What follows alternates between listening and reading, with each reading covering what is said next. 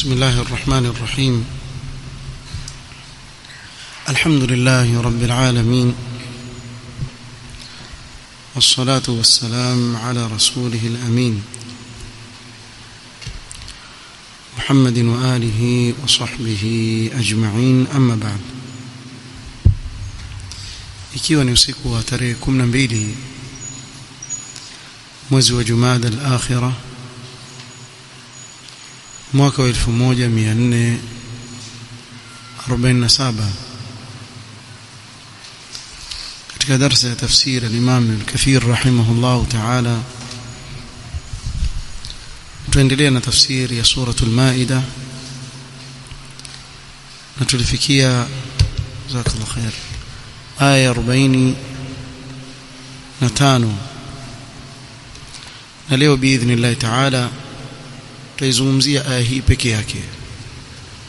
Kwa ikiwa kwa mfano tutamalizia mapema, basi itakuwa ni hii aya peke yake. Insha Allah ta'ala aya inayofuata tutakuja kuieleza insha Allah juma litakalokuja idha ahyana Allah. يقول الله سبحانه وتعالى: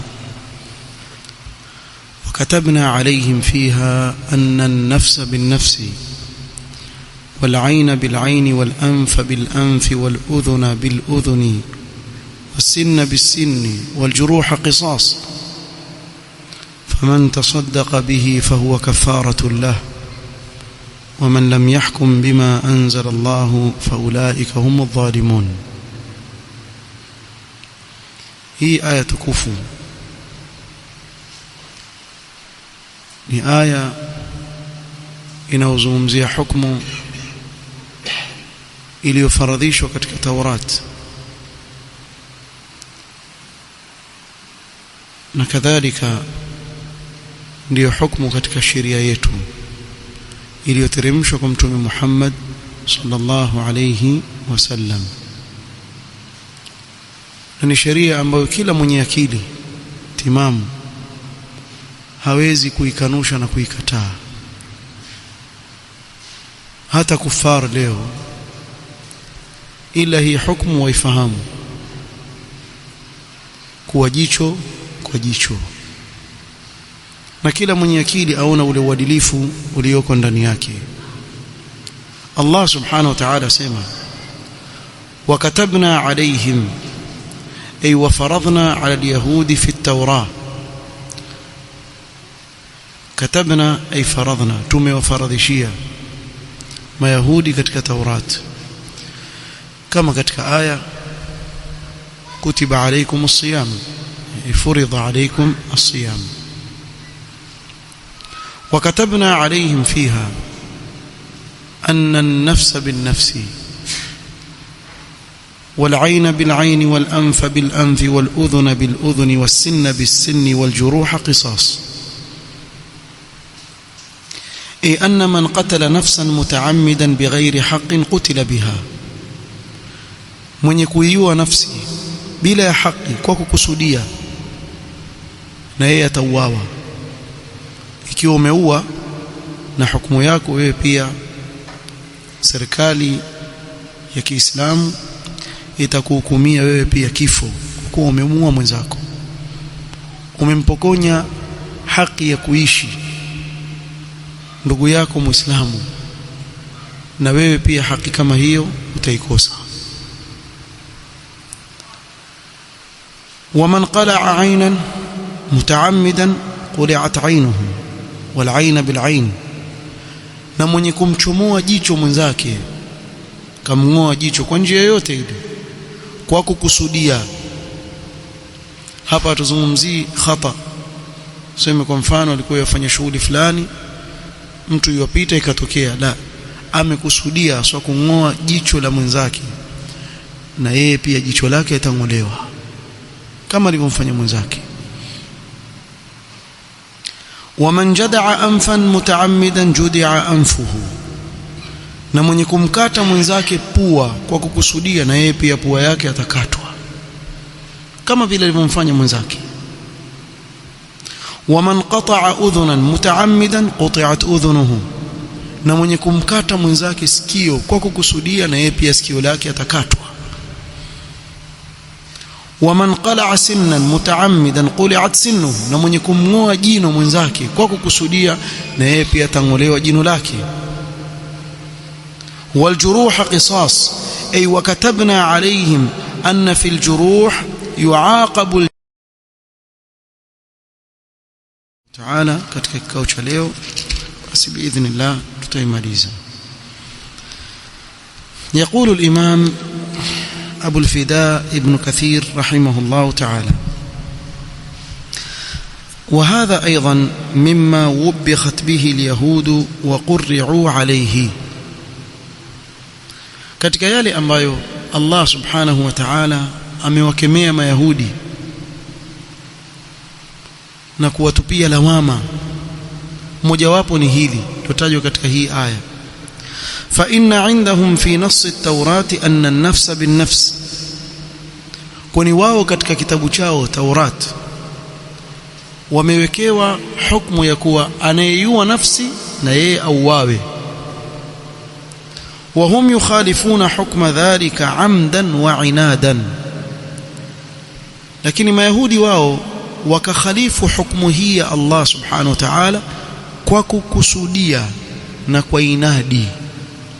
Yani kama kungelikuwa kuna watu wasifika kuwa na inad. Unajua mtu inad nini? Ashaijua haki lakini haikubali hivyo, afanya inad kwa yajua hivi ndio sawa, pamoja na kuwa yajua ule usawa juu yake, kisha yafanya inad, haufuati wala haukubali ule usawa.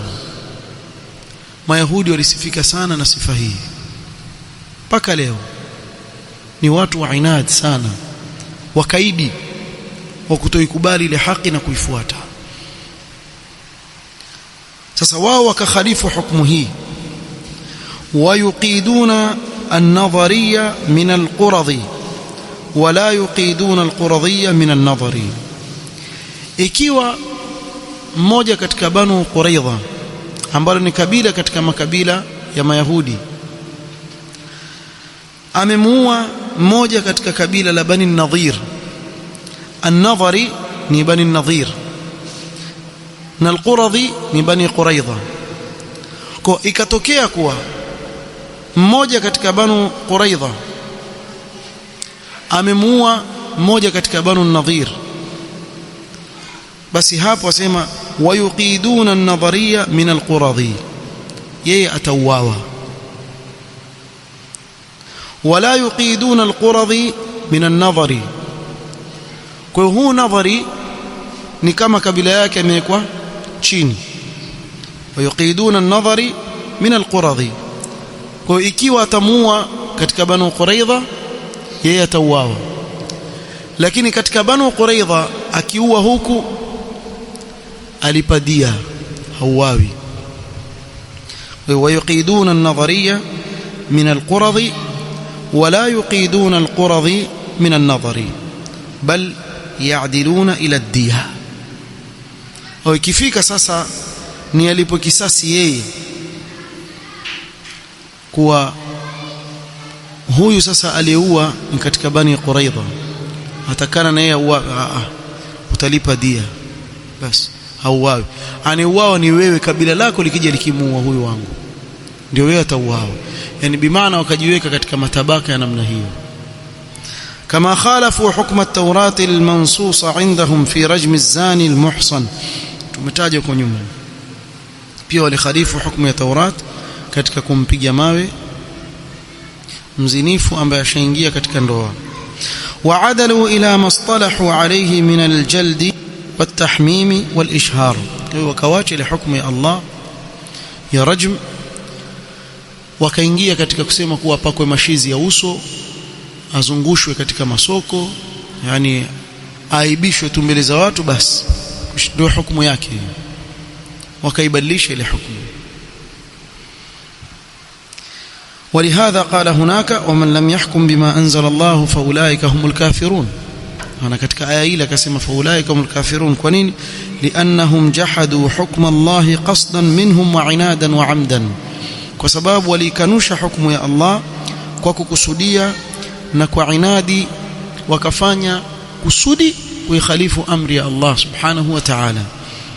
وقال ها هنا فأولئك هم الظالمون لأنهم لم ينصفوا المظلوم من الظالم في الأمر الذي أمر الله بالعدل والتسوية بين الجميع فيه فخالفوا وظلموا وتعدوا على بعضهم بعضا.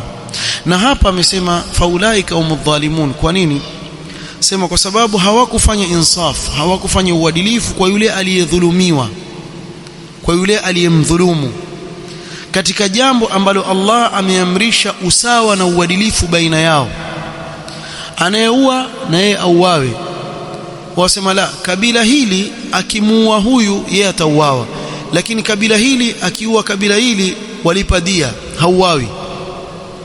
Kwa hii ni dhulma, na ndio maana hapa faulaika humudh dhalimun, kwa sababu hakujafanywa usawa na uadilifu baina yule dhalim na yule aliyedhulumiwa. Kwa wakakhalifu, wakadhulumu na kupita mipaka baadhi ya wao kwa wao. Sasa hili walikuwa wakilifanya baadhi ya wao kwa wao, miongoni wao Mayahudi walikuwa wakifanyiana hivi. وقد حكى الإمام أبو نصر ابن الصباغ رحمه الله تعالى في كتابه الشامل إجماع العلماء على الاحتجاج بهذه الآية على ما دلت عليه. ومتاج إجماع يا wanavyuoni kwa hii aya ni hujja kwa yale maana yanayoeleweka hapa hata katika dini yetu na sheria yetu. وقد احتج الأئمة كلهم على أن الرجل يقتل بالمرأة بعموم هذه الآية الكريمة النفس بالنفس. mwanamume akimuua mwanamke pia yuauawa. Kwa hiyo tuangalie kuwa huyu ni mwanamume, huyu ni mwanamke, au mwanamke akimuua mwanamume na yeye kadhalika auawa. وكذا ورد في الحديث الذي رواه النسائي وغيره أن رسول الله صلى الله عليه وسلم كتب في كتاب عمرو بن حزم أن الرجل يقتل بالمرأة، mwanamume auawa akimuua mwanamke. في الحديث الآخر المسلمون تتكافأ دماؤهم، وهذا هو قول جمهور العلماء. إلى قول جمهور العلماء kwa mwanamume anayemuua mwanamke na yeye pia atalipwa kisasi hivyo hivyo. المسلمون تتكافأ دماؤهم أي تتساوى دماؤهم في القصاص والديات لبعضهم من بعض. تتساوى دماؤهم في القصاص والديات لبعضهم من بعض. تتكافأ بمعنى damu zao ni sawa. Kadhalika dia, dia ni kile anacholipwa mtu. Kwa mfano ameua kwa makosa, atalipa dia ile pesa ya damu aliyomwaga. wala farqa baina ash-sharif wal wadi' fi ad-dam, hakuna tofauti baina ya huyu kabila yake ni watukufu, huyu kabila yake ni duni, au huyu ni mtukufu, huyu ni duni, huyu ana cheo, huyu hana cheo. Maadamu umeua na wewe pia utauawa, hakuna tofauti katika jambo la qisas. Watu wote ni sawa, watu wote ni sawa. Na katika mfano mzuri aliyofanya, tuchukulie mfano katika asri hii tunaoishi, Al-Malik Salman alipoingia tu katika ufalme, kulikuwa na kesi ya mmoja katika kijana wa Ali Saud aliua. Ikawa ile kesi yafuatilizwa. Kitu cha kwanza nakumbuka wakati ule, katika vitu vya kwanza alivyofanya, alilipwa kisasi wa kijana. Sio kwa sababu wewe ni katika kabila la mfalme basi umesalimika. Jazakallahu khairan. Wakaja wale kabila la yule aliyeuawa, ushahidi umesimama kamili, akakatwa kichwa. Hata kama kabila la nani, akakatwa kichwa. Nasema hivi kutoa mfano ambao katika asri yetu hii upo, katika asri yetu hii ambayo twaishi, kweli jambo la tabikishwa. Na subhanallah, lau kama hukumu kama hii itatabikishwa kwa haki, basi biidhnillah ta'ala ni sababu ya kuhifadhi damu za watu na mali za watu. Watu wataheshimiana. Lakini anayeua yajua kuwa yeye hafanyi chochote, hafanyi kitu. Ukiua atafungwa jela miaka atakayofungwa, atapata msamaha siku fulani, basi baada ya miaka chini labda hata siku 10 ashatoka, yatembea, yuko huru, mwenzake amemuondoa duniani, amemuua. Kwa ndio kama akirudi mtaani ni yule yule tu, muuaji, hajabadilika, muhuni vile vile, muuaji vile vile, abadiliki. Lau kama ungeliona wale walioua kisha ikafika ile siku yake ya kulipizwa kisasi, kuna clip kwenye YouTube zaonyeshwa, waulizwa watamani chakula gani kiwe cha mwisho kula. Chakula gani wewe watamani kiwe ndio chakula chako cha mwisho kabisa, utakula ndio uenda kuuao? Basi wasema mimi natamani chakula fulani, aletewa. Swali rakaa 2, kula chakula hiki. Muislamu mahma kana anaua kwa, lakini Muislamu. Sasa mtizame kila kile chakula, kwani chalika? Iko chakula chalika? Subhanallah, ukiona ile mikono inavyotetemeka, hata hawezi kuubeba. Kama ni mchele hawezi kuubeba, mkono unatetemeka. Yani iwajua fika mimi leo naondoka hapa duniani, si muelewa? Yani kama sisi hapa ingelikuwa siku zetu za kufa hapa, tungekufa nafikiri kabla wengine. Kweli Allah ana hikma kubwa sana, lillahi hikma baligha. Kwa mtu aweza kuwa zungumza na wewe wacheka, hajui baada ya dakika 5 yuanguka yuafa. Wewe waishi kawaida tu. Na wala sisi hatukukalifishwa kuanza kutafuta tutakufa lini. Tulichokalifishwa ni kufanya ibada katika ulimwengu na kujitayarisha kwa ajili ya mauti wakati wote. Lakini utaona ile hali ya yule mtu, lakini ufahamu wewe wakati wasimamishiwa hukumu kama hiyo, kuwa yule mwenzako alihisi vipi. Ulimuua yule mwenzako kukusudia. Sasa wale wanaokaa pale wakatizama ile hukumu ikisimamishwa, husomewa huyu amefanya jambo kadha wa kadha, likathibiti kwa kweli yeye ameua tarehe fulani, amemuua fulani bin fulani, na leo wasimamishwa hukumu yake. Kwa hiyo inamishwa pale kwa kichwa chake, amezibwa uso, haumuoni sura zake. Kisha iwaje yule mwenye kutabikisha ile hukumu na upanga wake kali kabisa, mara moja tu akishukisha kama kijembe, chap, kile kichwa charuka kama habhab. Unajua habhab, watermelon chini. Wewe unaitizama kile kitendo cha kulipizwa kisasi yule mtu, wacha kusema kuwa utafikiria kumuua mwenzako, kumgusa yenyewe mwenzako waogopa sije nikamgusa huyu akafa hapa akaniletea balaa. Utaheshimu wenzako, hutakaribia kumuua mwenzako na kumdhulumu, utafanya heshima. Kwa Allah subhanahu wa ta'ala akalizungumza, walakum fil qisasi hayatun ya ulil albab. Katika kulipiza kisasi kuna uhai, pamoja na kuwa auliwa mtu, lakini ni uhai wa wale waliobakia pale. Watakuwa hai wengi kwa sababu ya mtu mmoja aliyeua akauawa. Mwingine ajua na mimi nikiua nitafanywa vile, mimi sikaribii huko kabisa. Wallahu almusta'an. Kwa hivyo waislamu damu zao ziko sawa, dia pia ziko sawa. Si kwa sababu huyu ni fulani basi dia yake ni ghali zaidi, sawa sawa na mtu yote mwingine.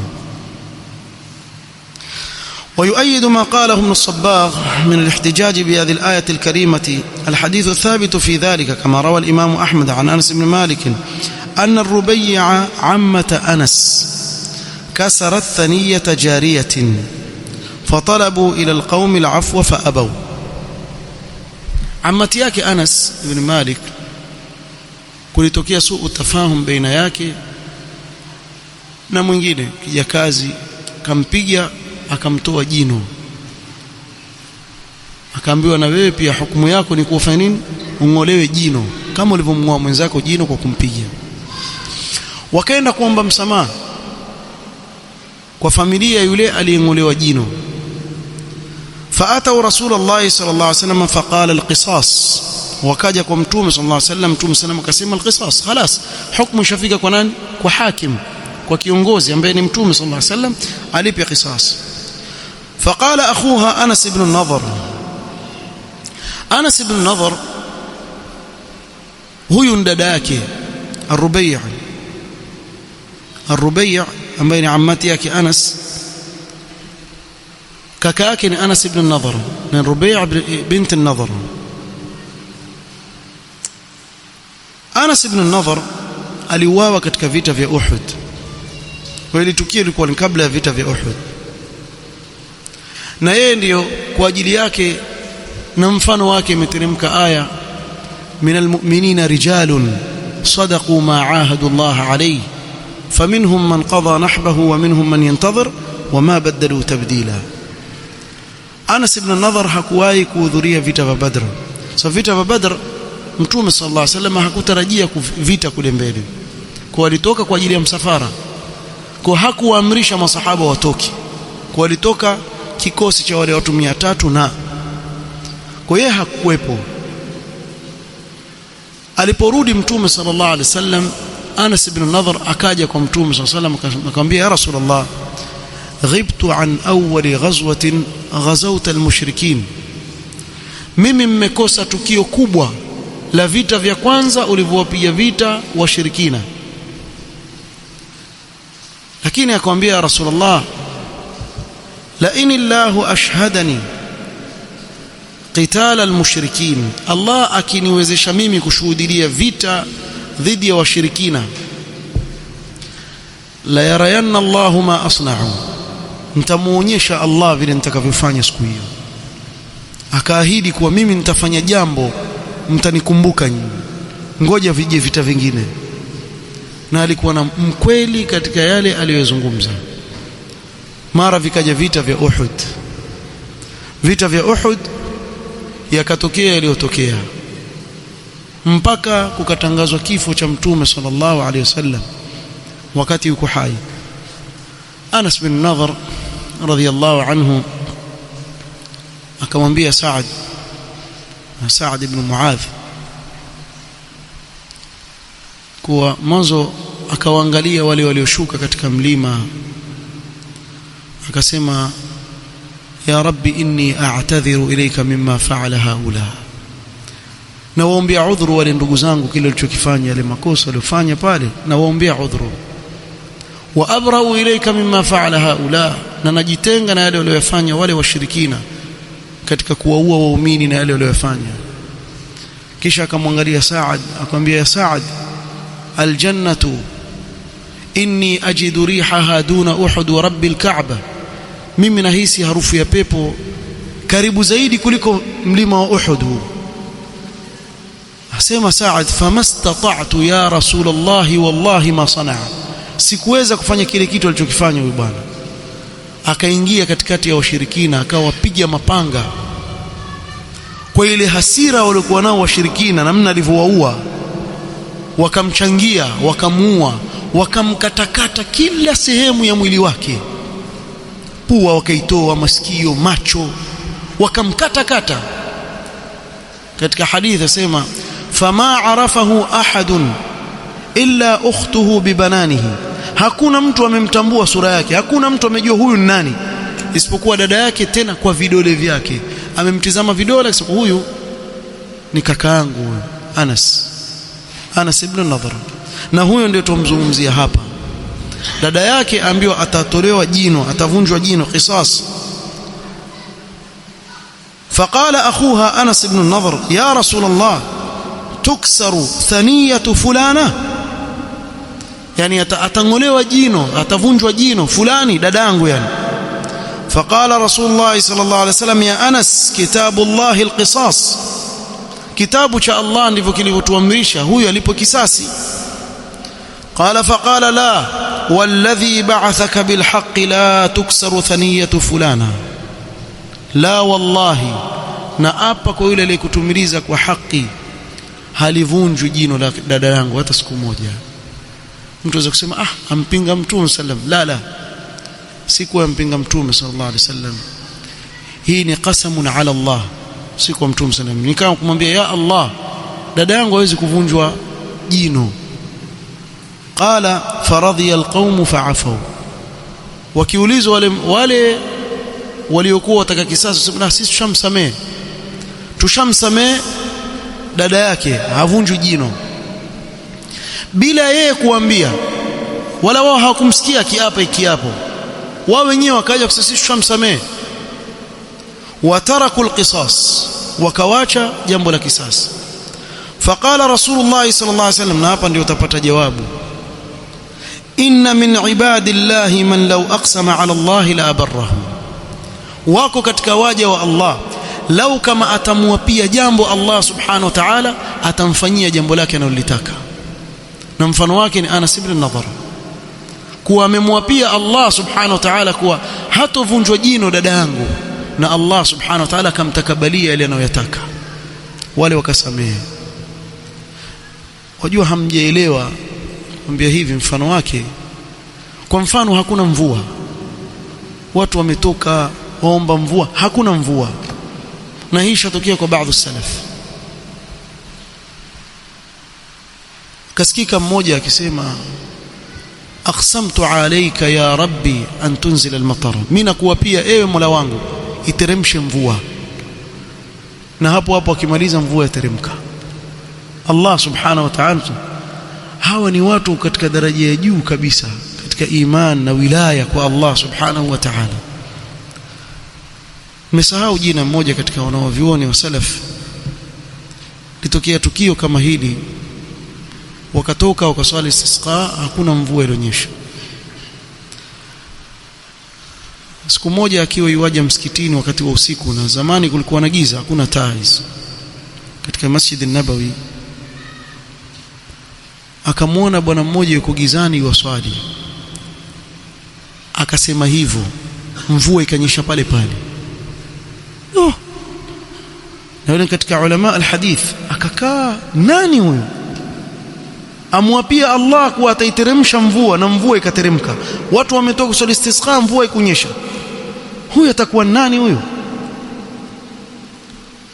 Akajificha, akaanza kumfuata kwa siri, mpaka akamuona pale alipoingia, akamjua ni fulani, alikuwa ni seremala, carpenter, hata hajulikani, yani pale mtu wa kawaida tu, carpenter, seremala, aishi karibu na msikiti pale basi, na jirani zake, mtu ambaye hata hajionyeshi wala hajulikani wala nini. Siku ya pili akaenda mpaka pale pa kazi yake kumsalimia. Sasa nafikiri uweze kutasawar, labda nikupe katika asri hii, kwa mfano wewe una kiduka chako mwenyewe umekaa, akaja Sheikh Al-Fauzan kukusalimia wewe nani mzee iwaje, mzee mwenyewe mufti Sheikh Al-Fauzan aje kwa kusema mimi nakuja kukusalimia tu, na wewe wajua kadri ya wanaovioni ile furaha utakuwa nao kiasi gani. Ile bwana akatembelewa hivyo na yule alim, akaja akamsalimia, kisha akamwambia nakushukuru sana kwa ihsani uliyotufanyia kutuombea mvua na Allah akaiteremsha. Ile bwana sura yake kabadilika kabisa, kumbe kuna mtu anisikia. Yeye alikuwa hataki mtu yote ajue wala asikie. Wasema ile bwana baada ya kuondoka akagura ule mji pale pale wakati ule akaondoka katika ule mji, akaenda mji mwingine, hakujulikana tena kwenda wapi. Ikawa wale jirani wakimuona yule mwanachuoni, ombe sisi tutakushtaki kwa Allah, umetuondolea jirani mwema. Ilikuwa mambo yetu mengi sana yakienda vizuri alivyokuwa kiishi na sisi yule bwana, wewe ndio uliotuondolea. Sasa pima hali ya salaf, kisha uangalie wama khurafi hawa wanavyoupenda ule karamat nini nyinyi mwajua mawali vile walivyo, waliyava kilemba kama ito nani yule Mwanamize, unamjua Mwanamize Kiswahili hicho Mwanamize, unamjua Abu Muhammad Snail, yule Snail ushamona anaji lejikasha lake la juu lejikaka lile refu hivi linkunjika hivi, aweza kumwona mtu kavaa kilemba kama Mwanamize utafikiri Snail liko juu hapo, kisha jiita wali gani, wali khurafi, alikuwa wali khurafi, una wazimu wewe. Wali awe khurafi, abudu makaburi, akipatwa na shida enda kwenye makaburi ramba mtanga. wali min awliya ash-shaytan, hadha ma wali ar-rahman. Hakuna wali wa Allah apenda kuonekana na kujidhihirisha na sifa na nini. Aweza kumuona yuwasifiwa furahi wali wewe na matari yako. wa anta wali lish-shaytan lasta wali lir-rahman. na wewe nakasoma kitabu al-Furqan baina awliya ar-rahman wa awliya ash-shaytan, kisha angalia ile mizani uone hao wanaoitwa mawali katika wali gani, shaytan ama ar-rahman. alhasil turudi hapa. قال وقوله تعالى والجروح قصاص، والجروح قصاص. قال علي بن أبي طلحة عن ابن عباس قال تقتل النفس بالنفس، نفسي ikiua يواوا، وتفقأ العين بالعين، ويقطع الأنف بالأنف، وتنزع السن بالسن، وتقتص الجراح بالجراح. آيات tumeeleza tulipokuwa tueleza hii aya kama ilivyokuja katika hii aya. Kwa ukimjeruhi mwenzako na wewe pia utajeruhiwa. Lakini tulitaja kidhibiti muhimu sana katika darasa iliyopita, tukasema kuwa kwa sharti isiwe kule kumlipiza lile jeraha kutasababisha yule mtu kufanya nini, kufa. Ikiwa itafikia kumsababishia kufa, basi hapo haitowezekana kumlipa kisasi kama hicho, akubali tu alipiwe dia. Hasa ikiwa lile jeraha ni nadra mtu kusalimika nalo. Ona, amefanywa jeraha lakini lile jeraha lilomfanya huwezi kumlipiza yule mtu vile vile alivyofanyika huyo, sababu mara nyingi anayefanyika hivyo hufa. Kwa haiwezekani kwa ajili ya jeraha ukaua, umefahamu, sababu hajaua yule. Kwa hili muhimu sana lieleweke. Kwa mfano amemuumiza mwenzake kichwa, imma kwa kitu amempiga nacho ikamwathiri mpaka ndani kwenye kichwa, ikafika karibu na bongo, kisha akapona ikatokea mpona, yatokea nadra mpona. Sasa hapa tuambia sasa, na wewe njoo na kichwa chako tukiponde mpaka karibu na bongo, waweza? Utampiga kiasi gani isifike pale pahali ambapo itamletea madhara ya huyu pengine akapooza asiweze tena kutembea. Kwa jambo kama hili haliwezekani, haiwezekani, sababu ukimpiga pale pengine ukamsababisha madhara makubwa zaidi kuliko yale aliyosababisha kwa yule mwenzake. Alhamdulillah. Kwa hivyo katika hii itakuwa tofauti. قال فهذا يستوي فيه أحرار المسلمين فيما بينهم رجالهم ونساؤهم. Katika jambo la kisasi walioko huru katika Uislamu hakuna tofauti baina yao.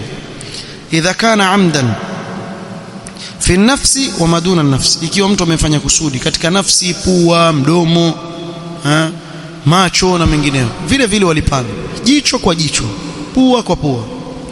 Wayastawi fihi alabidu rijaluhum wa nisaa'uhum fima bainahum, na kadhalika watumwa waume kwa wake baina yao. Idha kana amdan fi nafsi wa maduna nafsi, ikiwa mtu amekusudia imma nafsi kwa nafsi au chini ya nafsi, bimaana kama jicho na mengineo. Rawahu Ibn Jarir wa Ibn Abi Hatim. Kuna kaida muhimu sana hapa wameitaja, wasema la yajuzu an yuqtassa min aljarahati hatta tandamila jarahatu almajni alayhi, فإن اقتص منه قبل الاندمال ثم زاد جرحه فلا شيء له. Kidhibiti kingine muhimu, halipiziwi kisasi mtu mpaka apoe. Kwa mfano amekuja mtu akamkata mwenzake akamsababishia jeraha, kwa tuseme sasa na wewe kuja hapa tukukate, mwanzo asubiriwa aangaliwe, akipona ndio yule atalipizwa kwa kile chofu. Kwa nini hivi? ili iangaliwe athari yake imefikia wapi. Yawezekana lile jeraha mwanzo pale likaonekana athari yake ndogo, kisha baadaye ikaja athari yake ikawa nini, ni kubwa zaidi kuliko vile inavyotarajiwa. Alaykum salam. Ikawa kile kisasi kinacholipwa pale si sawa na lau kama angelikuwa amfanyiwa pale pale mwanzo. Na ikitokea kuwa mtu yeye atakalazima alipiziwe kisasi kabla ya kupona, atafanyiwa hivyo. Lakini akamuona yule mwenzake alilipizwa kisasi, yule mwenye kumdhulumu yeye amepona kabla yake, asije akasema muongezeni bwana, maana yake mimi sijapoa, yeye ashapoa. Ndio maana ukaambiwa subiri mpaka utakapopona, tuangalie athari yake, kisha tutajua utamlipiza kiasi gani. Mfahamu vizuri? Naam. Kwa hiyo hiki ni kidhibiti muhimu sana, kama mtakavyoona hapa katika hadithi.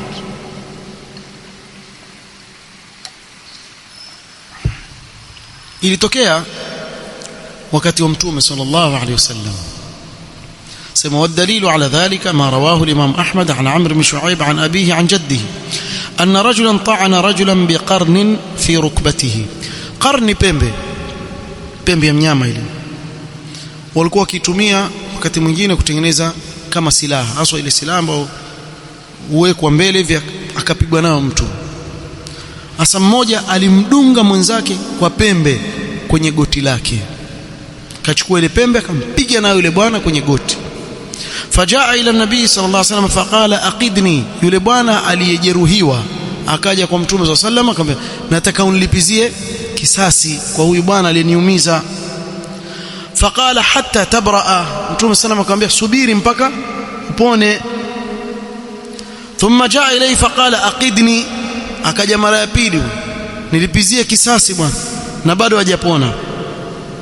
Faqadahu, Mtume salama akamlipiza yule bwana kisasi, chachukua ile pembe akatobolewa kwenye goti kama vile alivyomfanya mwenzake. Faqala ya Rasulullah arijtu, yule aliyefanyiwa mwanzo lile jinai akawa kiwete, yani bimaana lile jeraha lake likamsababishia hawezi tena kutembea.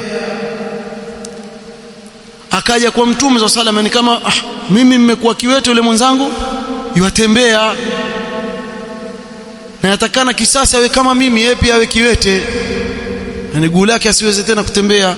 Faqala Mtume sana akamwambia, qad nahaituka fa'asaitani, mimi nilikukataza nikakwambia subiri upone ili tuone athari yake nini, wewe uliniasi ukasema lazima utakalipizwe kabla hujafanya nini, kabla hujapoa. Fa ab'adaka Allahu wa batala arajuka. Kwa Mtume sana akamwambia haya, bimaana la shay'a lahu, hana chochote, خلاص ab'adaka Allah, wewe ulilipiza kisasi chako kishaisha, kwa hiyo huna chochote, utabaki na kiwete chako tu. Lakini hatulipizi tena zaidi ya kile tulicholipiza. So, vile vile ulivyofanywa wewe, tunamfanyia hivyo hivyo. Ungesubiri mwanzo tukaona ikiwa amesababisha hivyo, ikawa kule kulipiza kwake kutakuwa ni zaidi kuliko vile tulivyomfanyia. Thumma naha Rasulullah sallallahu alayhi wasallam an yuhtassa min jurhin hatta yabra sahibuhu, kisha Mtume sallam akakataza asilipizwe mtu kisasi mpaka yule aliyeumia apone. Akishapona basi kuna uwezekano akawa amemjeruhi akafa, ikawa sasa ni kesi nyingine. Unaona, kamdunga kwa mfano kisu kwenye shingo, lakini hakufa bwana, jamaa kabaki, lakini baada ya masiku kadhaa akafanya nini, akafariki. Huyu sasa hukumu yake ni tofauti, mnafahamu, tofauti. Lau kama atalipizwa na huyu alafu baadaye ajafe itakuwaje? Umeelewa? Kwa hiyo mwanzo yuachwa mpaka apone. Akishapona yule, kisha ndio yaangaliwa athari ya lile jeraha aliyomsababishia, kisha atalipizwa kisasi kulingana au kwa kadri ya lile jeraha aliyomfanyia mwenzake. Mas'ala. قال فلو اقتص المجني عليه من الجاني فمات من القصاص. Kwa mfano yule aliyefanyiwa jinai akaenda kutaka kisasi, akalipizwa kisasi yule aliyemfanyia jinai, yani yule dhalim. Katika hali ya kulipizwa kisasi kafa, فلا شيء عليه وهو قول الجمهور من الصحابة التابعين وغيرهم. هذا هو الذي ينضبط yani kwa mfano alipizwa kisasi, kile kisasi anacholipizwa si sababu ya kuua. Ingelikuwa ni sababu ya kuua mtu tutasema kuwa hafanyiwi. Huyu amemfanyia mwenzake jambo, lakini lau kama angefanywa yeye hatuna uhakika kama taishi. Katika hali kama hii ampona, alhamdulillah, atalipa dia. Lakini sasa tunazungumzia hali ya kisasi cha kawaida. Amelipizwa kile kisasi, kama huyu kwa mfano goti, na yeye pia akadungwa lile goti, kumbe ndio ikawa sababu ya nini? Ya kufa. Je, na huyo alipizwa kisasi pia hata uwao? Utasema la, khalas, hakuna kitu baada hapo. Lau kama itakwenda hivyo, basi itakuwa silsila hiyo, na huyo uawe na huyo afanye hivi. Amelipizwa sawa sawa, lakini ikatokea ndio sababu injaaliwa ya kuwa yeye ndio afanye nini? Afe. Khalas, ishakwenda hiyo. Fahamu? Sababu hakukusudiwa kufa. Ile jeraha amemjeruhi mwenzake, naye akajeruhiwa, pengine labda hakutia dawa sawa sawa, akapata tetanus, sio akapata nini, mara kafa. Alivyokufa wasije wale watu wakisema basi kwa sababu ya kisasi chake huyu ndio huyu amekufa na yeye auawe. Yeye ndio hivyo. Kwa hiyo itakuwa ishapita. Hiyo ndio kauli ya jumhur al-ulama. وقوله تعالى فمن تصدق به فهو كفارة له. قال علي بن أبي طلحة عن ابن عباس فمن تصدق به يقول فمن عفا وتصدق عليه فهو كفارة للمطلوب وأجر للطالب. mtu akisamehe akafanya ni sadaka, yani ikawa mfano wake ni kama sadaka, sababu mtu amemuumiza kisha sema mimi nishamsamehe, na lile jeraha lilisababisha mimi nishamsamehe. Na hiyo inaweza kutokea haswa ikiwa ile mtu amemjeruhi pasi na kukusudia. Mara nyingi ile wasameheana hata bila kulipa dia, sababu anayemuumiza mwenzake si kwa kukusudia huwa halipizwi kisasi, yualipa dia. Inshallah amefanya kusudi, ndugu yake, rafiki yake amfanya kusudi, wametokea suu tafahum, kisha sema basi mimi nishamsamehe. Kule kumsamehe ni kama sadaka na ni kafara kwake yeye. Kwa hivyo ni kafara mwanzo lilmatlubi, kwa yule anayetaka kulipizwa kisasi. Bimaana ni kafara hato lipizwa kisasi. Wa ajrun litalibi, na ni ajri kwa yule anayetaka kulipiziwa kisasi. Kwa hivyo talib hapa atakuwa ni yule madhulum, wal matlub ni yule dhalim anayetakiwa yule kulipizwa kisasi. Kwa kwake itakuwa ni kafara, bimaana hatojeruhiwa. Na huyu aliyesamehe kwake yeye nini? Ni ajri mbele ya Allah subhanahu wa ta'ala. Hii ni kauli. وقال سفيان الثوري عن عطاء بن السائب عن سعيد بن جبير عن ابن عباس فمن تصدق به فهو كفارة للجارح. ni kafara kwa yule aliyejeruhi, yule dhalim. Kafara maana yake nini? Yani hii maana yake hatofanya nini? Hatoadhibiwa, hatolipizwa kisasi, sababu huyo shamsamehe. Tumfahamiana? Kwa hivyo itakuwa ni kafara kwake. Wa ajru almajruhi ala Allah azza wa jalla, na ajri ya yule aliyedhulumiwa, aliyejeruhiwa, yule ajri yake kwa nani? Kwa Allah subhanahu wa ta'ala. Na hii ni ajri kubwa sana. Allah subhanahu wa ta'ala sema faman afa wa aslaha fa ajruhu ala Allah. Subhanallah, mwenye kusamehe ajri yake kwa Allah, bimaana haikuwekewa kiwango maalum. Mfano wake ni kama mfano inma yuwaffa as-sabiruna ajrahum bighairi hisab. Kwa hata haikutajwa ajri yake, kama vile saum, kullu amal ibn adam alhasana bi'ashri amthaliha illa as-sawm fa innahu li wa ana ajzi bihi. Allah hakutaja ajri ya saum, sababu ajri ya saum anayejua ni Allah peke yake subhanahu wa ta'ala, namna ilivyokuwa kubwa. Kadhalika anayesamehe basi ajiri yake ni kubwa sana mbele ya Allah subhanahu wa ta'ala. Ama kwa yule aliyefanya lile tendo la jinai, yule hii ni kafara kwake yeye, sababu amemsamehe huyo bwana, kwa hatoadhibiwa.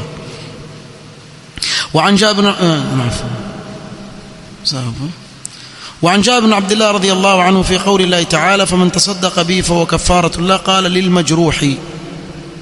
سما kinyume Jabir asema la, ni yule aliyejeruhiwa ndio kafara kwake, maana samehewa madhambi. وروي عن الحسن البصري إبراهيم النخعي في أحد قوليه وأبي إسحاق الهمداني نحو ذلك. وروى الإمام أحمد أن عبادة بن الصامت قال سمعت رسول الله صلى الله عليه وسلم يقول، وهذا من تفسير القرآن بالسنة، القرآن يتفسيره وبيان السنة متومة صلى الله عليه وسلم حديث، قال ما من رجل يجرح من جسده جراحة فيتصدق بها إلا كفر الله عنه مثل ما تصدق به. kwa kulingana na hii hadithi hakuna yeyote anayejeruhiwa akatasaddaq bimaana akasamehe kwa ile jeraha aliyofanyiwa, isipokuwa anaye pia itakuwa ni kafara, Allah atamsamehe kwa kadri ya vile alivyosamehe. kwa hii hadithi yaonyesha kuwa fahuwa kafaratun lahu, yarejea kwa nani? Kwa yule aliyefanyiwa jinai, yule aliyeumizwa. Hii ni kafara kwake yeye mbele ya Allah subhanahu wa ta'ala, kutokamana na madhambi yake Allah atamsamehe. Kwa kuna kauli inayokwenda kuwa kafara hapa inayokusudiwa ni wa yule aliyefanya lile kosa, kwa sasa amesamehewa, ikiwa huyo aliyefanyiwa kosa atamsamehe. Na kauli hii ya pili yasema kuwa la, kafara ni kwa yule aliyekosewa, yule aliyeumizwa, yule yusamehewa madhambi yake. Na yote haya maana zote hizi mbili kuna ikhtilaf la, lakini maana zote mbili mustaqima. Yani yawezekana ikawa ni kafara kwa yule aliyefanya kosa, bimaana hatoadhibiwa sababu amesamehewa, na ni kafara kadhalika kwa yule aliyesamehe, bimaana atasamehewa naye na Allah subhanahu wa ta'ala makosa yake mengine, ajili yake kwa Allah subhanahu wa ta'ala. Wallahu ta'ala a'lam. Qala wa rawa al-imam Ahmad, tushamaliza. وقوله ومن لم يحكم بما أنزل الله فأولئك هم الظالمون قد تقدم عن طاووس وعطاء أنهما قالا كفر دون كفر، ظلم دون ظلم، وفسق دون فسق. hapa kinachokusudiwa ni dhulm asghar, sababu dhulma ziko namna mbili, kuna dhulmun akbar wal kafiruna hum adh-dhalimun, hii maana yake ni dhulmun akbar, ni kufur, na kuna dhulmun asghar ambao ndio hilo tutajua hapa, bimaana haimtoi mtu katika Uislamu. Kadhalika al-kufr, kuna kufrun akbar ambao unajulikana kufri ya kufar, na kuna kufrun asghar kama Mtume sallallahu alayhi wasallam sibabu al-muslimi fusuqun wa qitaluhu kufrun, lakini ni kufrun duna kufr. Sote tunajua kwa Waislamu wale wakipigana hawai makafiri, lakini kitendo hiki ni kitendo cha kufr, kufr duna kufr. Kadhalika katika fisq, wa amma alladhina fasaqu فمأواهم النار، هاي فسق أكبر هنا. لكن هابا فسق فأولئك هم فاسقون، إنه فسق دون فسق. وقفينا على آثار بعيسى بن مريم إن شاء الله تعالى يوم تقول kuieleza katika darasa itakayokuja إن شاء الله تعالى. طيب نكتفي بهذا القدر، والله تعالى أعلم. سبحانك اللهم وبحمدك أشهد أن لا إله إلا أنت أستغفرك وأتوب إليك. بارك الله فيك.